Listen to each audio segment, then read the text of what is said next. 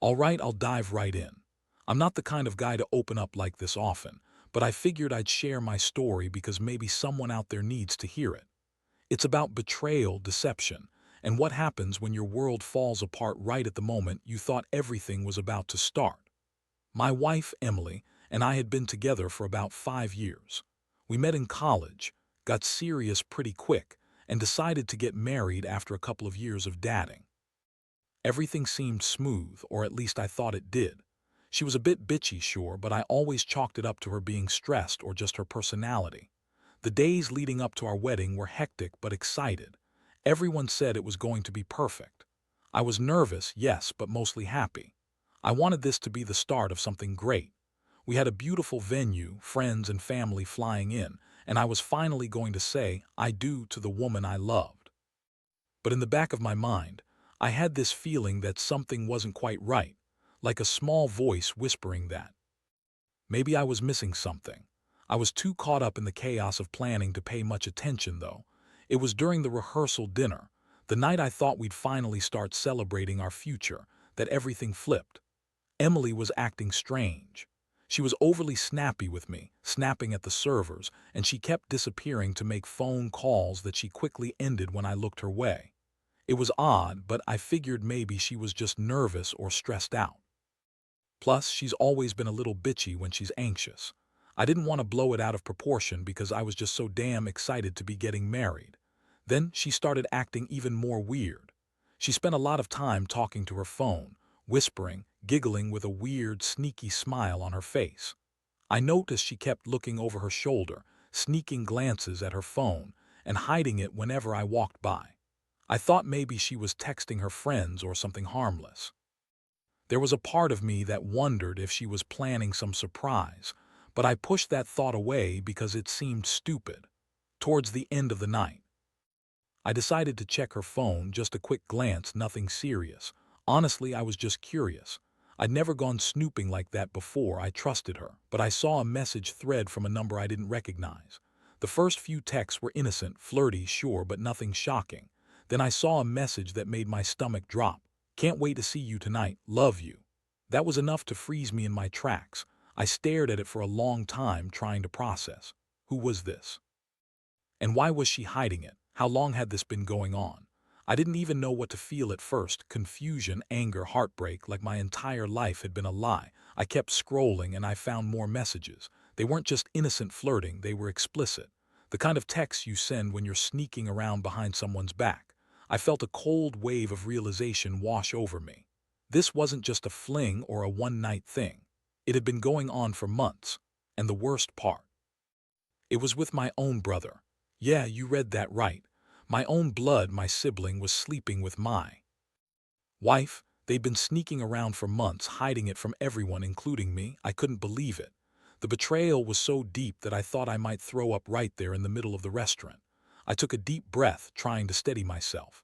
I didn't want to break down in front of anyone, but I knew I had to confront her.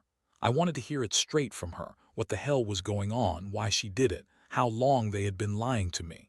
I couldn't just pretend I didn't see this. My mind raced through all the moments I thought were innocent. Her being a little bitchy, her disappearing, her weird phone calls. Turns out she was lying all along. I waited until everyone started packing up to leave, then took her aside. I knew I had to confront her somewhere private, away from the crowd that still thought everything was perfect. When I found her leaning against a table, she looked at me with that bitchy smirk, like she knew something I didn't. It made my blood boil even more. I didn't waste time. I looked her straight in the eyes and asked, "Who the hell is that? Who have you been texting all night?" Her eyes flickered and she tried to brush me off with that condescending tone she always uses when she thinks she's better than everyone else. "It's nothing, just some friend," she said, twisting her lips into that fake smile, but I wasn't buying it. I pulled out my phone and showed her the messages. Her face instantly drained of color. She stammered, trying to lie her way out of it. "It's not what you think. It's just a stupid joke, I swear. You're overreacting." That's when I saw that flicker of guilt, but also that bitchy arrogance she always carried. Like she thought she could talk her way out of anything. I lost my temper. I told her I saw the messages, that I knew she was cheating, and that I knew it was with my own brother. Her eyes widened for a second, then she spun her story fast. She had to lie, had to cover her ass. He's just a friend. It's not like that. You're making a big deal out of nothing. You're just jealous. That's her typical line when she's caught. Deny, deflect, and accuse me of being insecure, but I wasn't buying it anymore. I could see right through her bullshit. The way she looked at me, the way she lied with that bitchy attitude of hers, it all made my stomach turn. I felt like I was drowning in a sea of betrayal. How could she do this? On the night we were supposed to start our new life, she was out sneaking around, lying, cheating. And with my own brother, that just made it worse. I didn't even know what to feel: anger, sadness, disappointment. I told her I had enough, that I couldn't believe she'd do this to me. She shrugged, still trying to act like she was the victim, like I was overreacting. You're crazy. You don't know what you're talking about. This is just some misunderstanding. But I knew better. I saw the proof. I saw her lying, sneaking, betraying me, and I realized that everything I thought I knew about her was a lie. She wasn't the woman I loved. She was just a bitchy, manipulative liar who thought she could get away with anything. That night I felt like my world was crashing down.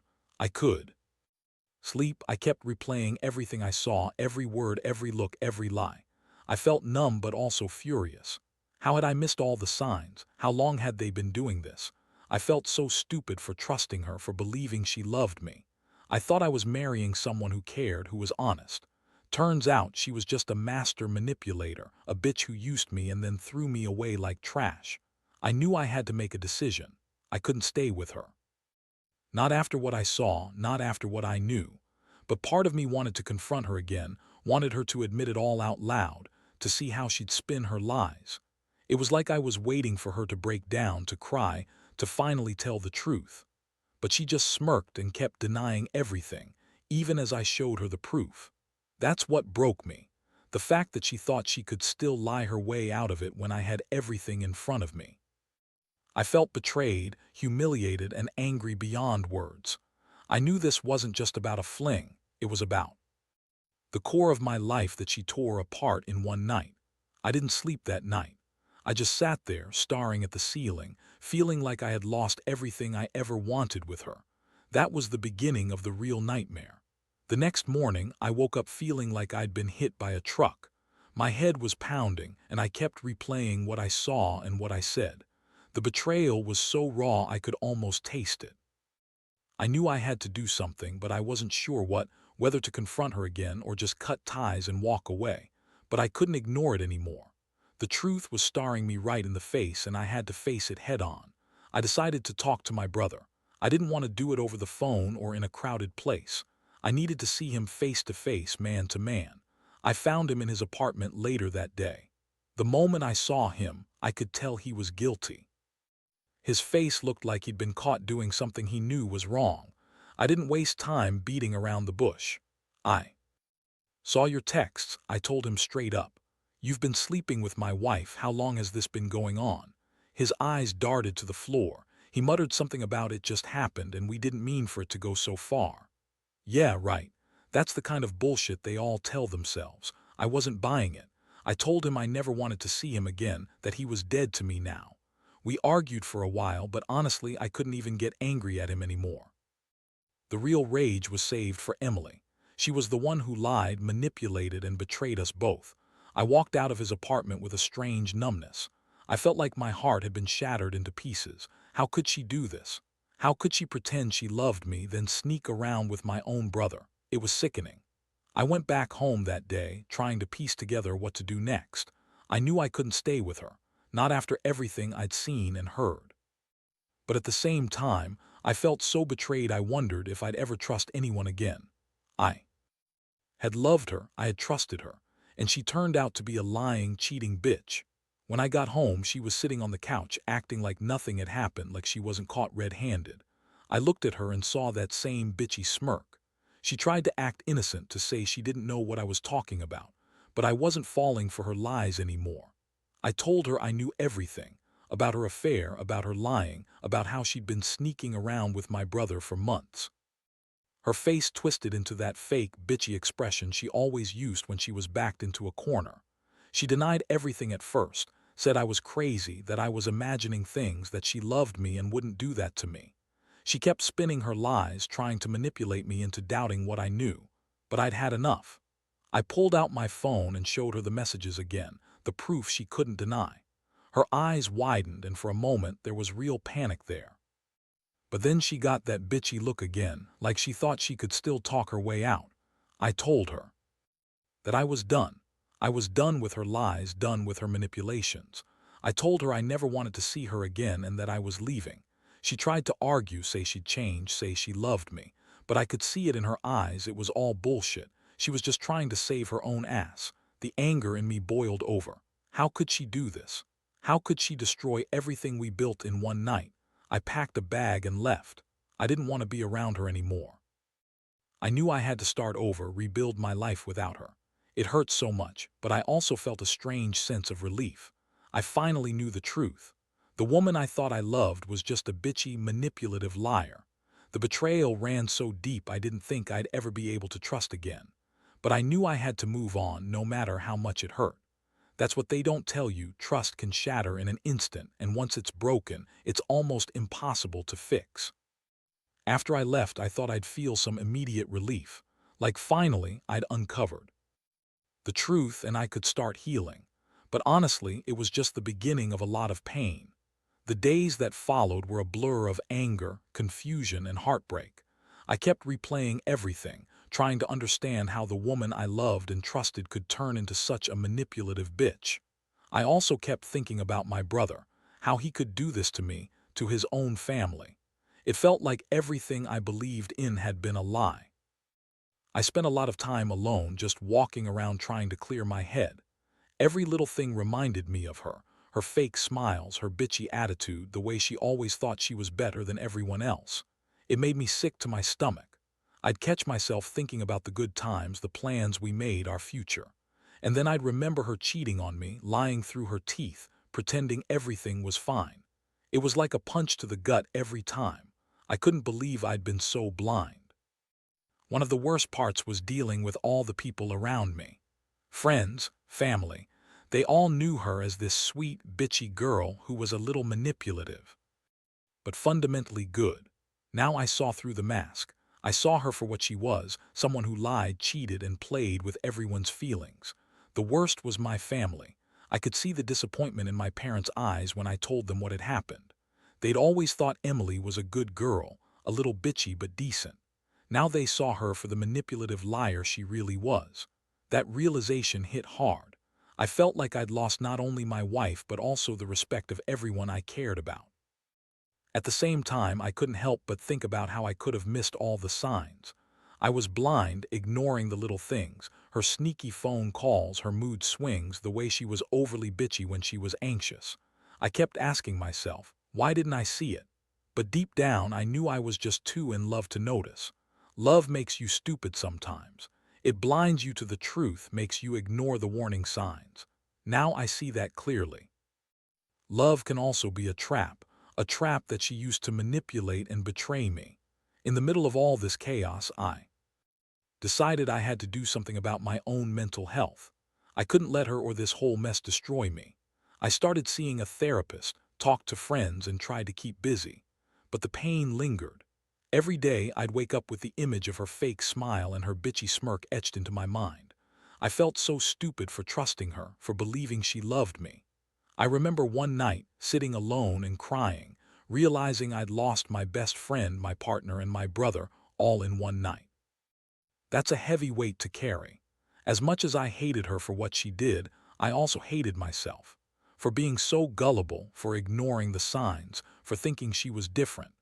It was a brutal lesson in how even the most perfect-looking relationships can be built on lies. And the worst part, knowing that she thought she could just lie and manipulate her way out of it, like she was better than everyone else. That bitchy attitude she always carried made it worse, like she was entitled to do whatever she wanted and still come out on top.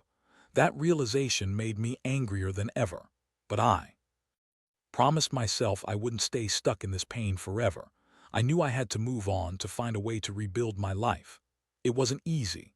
Every time I heard her name or saw her face, a wave of anger and sadness hit me. But I also knew I couldn't let her ruin me. I had to come out of this stronger. Even if trust was shattered, I needed to find a way to heal. I learned that betrayal is a part of life, but how you respond to it is what matters. You can sink into bitterness or you can pick yourself up and keep going. That's what I'm trying to do now, one day at a time. The months that followed were some of the hardest in my life. Honestly, I didn't think I'd make it through without losing my mind. Every day was a battle between rage, sadness, and a strange numbness I couldn't shake. I kept asking myself how everything could fall apart so fast, how I went from planning a future with the woman I loved to being completely alone, betrayed by her and my own brother. It was like my entire world had shattered into a million pieces and I didn't know how to put it back together. One thing I realized early on was that I couldn't keep pretending everything was fine. I needed to face the truth, no matter how much it hurt. So I threw myself into therapy, working through the anger and betrayal, trying to understand how I'd been so blind. I also cut myself some slack. I told myself that falling for someone who turned out to be a manipulative bitch wasn't a failure. It was a hard lesson. I started to see that my trust had been a vulnerability, one she exploited. That realization hurt almost as much as her infidelity.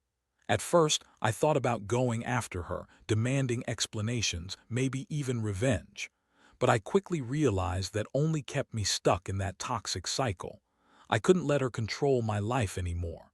I needed to focus on healing. I blocked her on all social media, deleted her number, and made a conscious effort not to let her toxic energy pull me back into that dark place. It was a conscious choice to let go of the past, even if part of me still felt rage. I knew I had to rebuild myself step by step. During this time, I also started reconnecting with friends and family.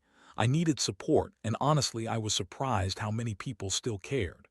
My friends were angry for me, some even upset on my behalf. My parents were especially supportive, though they were disappointed in her. They kept telling me I deserved better, that I didn't have to take this lying down. Their support was a huge help. I realized I wasn't alone in this, and that gave me strength. But the hardest part was forgiving myself. Forgiving myself for trusting her so blindly, for ignoring the signs, for loving her with everything I had even after I saw what she was capable of. That process took time. I had to accept that sometimes people are just manipulative, and not everyone is worth saving. I had to let go of the guilt and anger and instead focus on moving forward. I started dating again, though slowly. At first, I was cautious, afraid of opening up again, worried I'd get hurt. But I also knew I didn't want to live in the past forever. I deserved happiness. Slowly, I met some decent people, people who didn't lie or manipulate.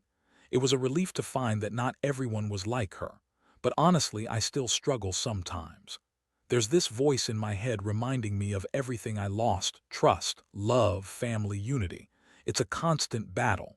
Looking back, I realize that betrayal like this changes you. It makes you more cautious, more guarded. But it also teaches you resilience. I learned that not everyone has good intentions, and that sometimes people you trust will turn out to be the biggest liars. I wish I could tell my past self to see the warning signs, to trust my instincts more, and to never ignore that little voice that says something's wrong. Most of all, I've learned that revenge or anger only prolongs the pain. The only way out is forgiveness, sometimes forgiving yourself for falling for the lies and forgiving others for the damage they caused. It's not easy, and I still have bad days, but I'm slowly rebuilding my life. It's not perfect, and I still feel the sting of betrayal, but I know I'll come out stronger. That's what this whole nightmare has taught me. Life can throw some nasty surprises, but you've got to keep going, no matter what. Now, looking back, I realize that everything I went through changed me in ways I never expected. I used to think love was about trust, about believing in someone completely. But betrayal teaches you that trust isn't given lightly, and that sometimes the people closest to you can turn out to be the biggest liars. It's a harsh lesson, but one I had to learn the hard way. I've come to understand that forgiveness isn't about excusing what they did. It's about freeing yourself from the chains of pain and anger that keep you stuck. I don't hate Emily anymore, at least not in the way I used to. I feel sorry for her, honestly. She's broken, manipulative, and selfish, and that's her problem now.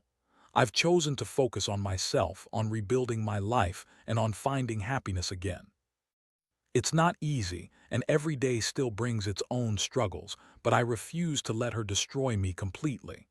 One of the biggest things I've learned is to listen to my instincts more. If something feels off, I don't ignore it anymore. I don't brush it aside with "she's just stressed" or "she's just bitchy." Because those little red flags add up, and ignoring them only makes betrayal worse when it finally comes out. I wish I'd trusted myself more from the beginning, but now I do. I've become more cautious, yes, but also more aware of what I deserve. I also want to say this: never underestimate the power of your own resilience. No matter how deep the betrayal runs, no matter how shattered you feel, you can rebuild. I've proven that to myself. It's a long, painful process, but it's worth it. I've started to find happiness again, not with her, but within myself. I've learned to value honesty, loyalty, and kindness, things she showed me she lacked. And I've come to accept that some people aren't worth your pain. No matter how much you love them or how much you want to believe in the good, some betray you because they're broken inside. It's not your fault. The best thing you can do is learn from it, grow stronger, and refuse to let bitterness consume you. Forgive, yes, but also move on. Most importantly, I've realized that I am enough. I don't need someone who manipulates and cheats to feel validated. I deserve better. I can build a life that's honest, respectful, and full of people who truly care. That's what I'm doing now, one step at a time. It's not perfect, and I still carry scars, but I've reclaimed my life. And I'm finally at peace with what happened, knowing I did what I could to survive it. Betrayal is a brutal teacher, but it's also a teacher of self-worth. It forces you to look inside, to find strength you never knew you had. And in the end, that's what matters. Not the pain, not the lies, but how you choose to heal and move forward. I may never forget what happened, but I will never let it define me. I am stronger than my betrayal, and I will keep fighting for happiness, because I know I deserve it.